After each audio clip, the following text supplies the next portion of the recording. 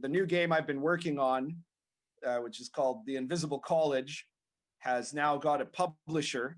It's going to be what's it called? The Invisible College. Oh, okay. And it's a modern OSR game that is about secret societies of magicians fighting an occult war in the modern world. And just like Lion and Dragon was based on, like the magic in Lion and Dragon was based on magic as medieval people thought it worked. The Invisible College is going to be based on, the magic system is based on what like modern occultism, how it thinks magic works. And it's going to have a bunch of stuff that's, reference to like real things, and or at least the real conception of things. So it's going to be a pretty unusual OSR game. And I was looking at a number of different publishers, but the one I settled on is actually somebody who hasn't really published RPG products, but who's published stuff relating to, occult literature and stuff like that. Is a publisher called The Occult Detective. They were getting into RPGs, and they made they have an imprint that is going to be used to publish The Invisible College. It should be coming out sometime in the first few months of 2021. So people who are interested in that kind of game, you can look forward to it. I'll be talking more about it later on in my YouTube channel and what have you.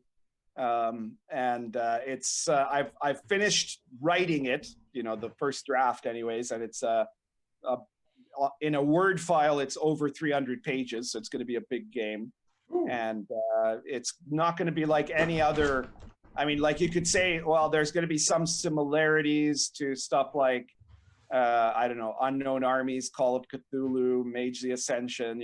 It's in that kind of genre, if you like. But it's not going to be like any of those games, right? It's going to be something that I don't think anyone's had quite this take on it before, and it's based obviously on, the stuff I've been involved in real life for for a long time.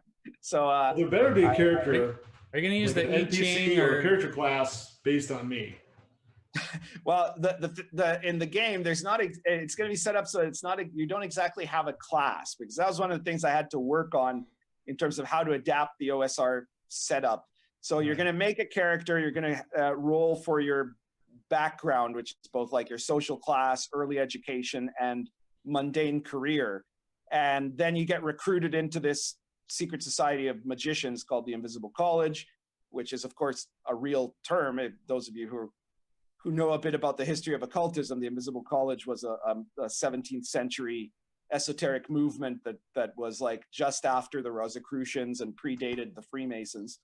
Then you're going to be able to advance, there's levels, so you'll advance in levels, and there'll be tracks that you can follow in terms of how you advance. So you could advance with the training of being like a hardcore magician of the college in the traditional way. You can advance as a chaos magician, which is a kind of a magician that does his own thing and has a mix of learning magic stuff and other skills.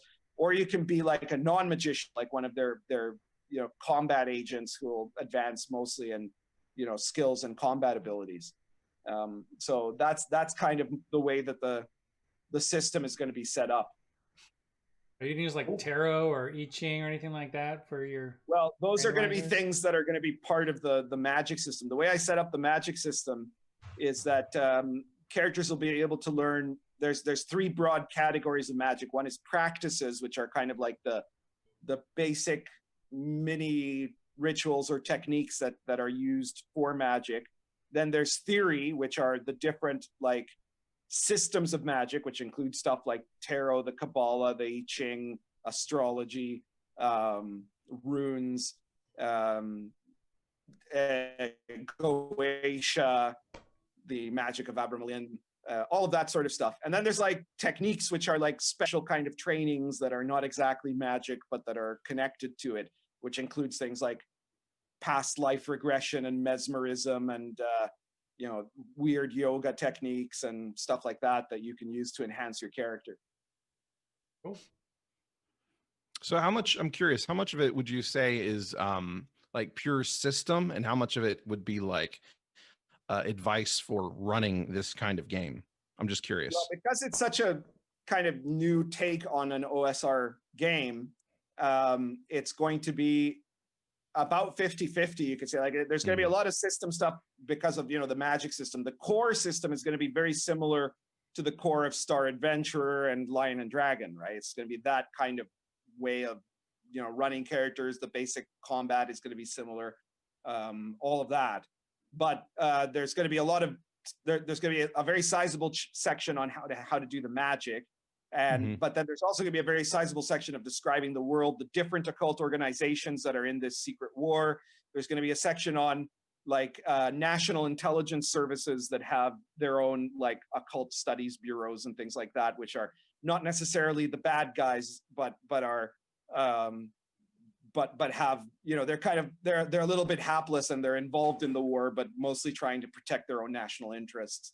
And then there's going to be stuff on, the astral plane and demons and poltergeists and all that sort of stuff that you can put into your stuff, into your setting, into your campaign.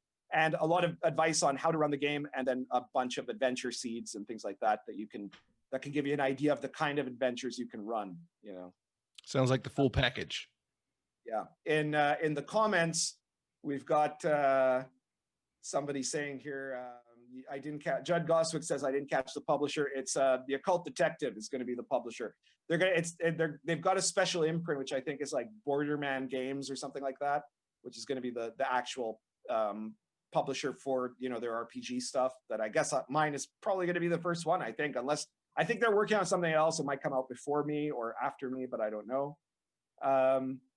And Judd Goswick also asks, the game sounds pretty cool, like Unknown Armies, but without the postmodern nonsense. Well, I said one of the flaws of a lot of these kind of like modern occult magic RPGs are either that they're not similar to anything to do with real occultism at all, or they have a very romanticized view of it, right? Like I forget what it was called, the Witchcraft RPG, or Mage the Ascension isn't based on real magic, and it's also super romanticized.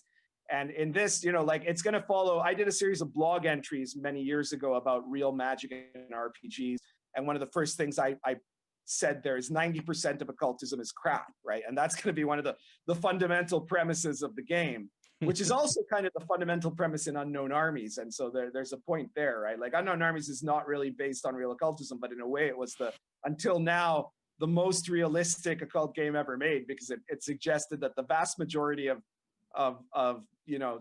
occult stuff and esoteric stuff and new age stuff was just garbage, and that the real magic is something like that's kind of hidden underneath all that, and that also magic is a very kind of tricky and dangerous thing to do because it can have a lot of unexpected costs to the people who do it, and that's going to be part of the mechanic too, right?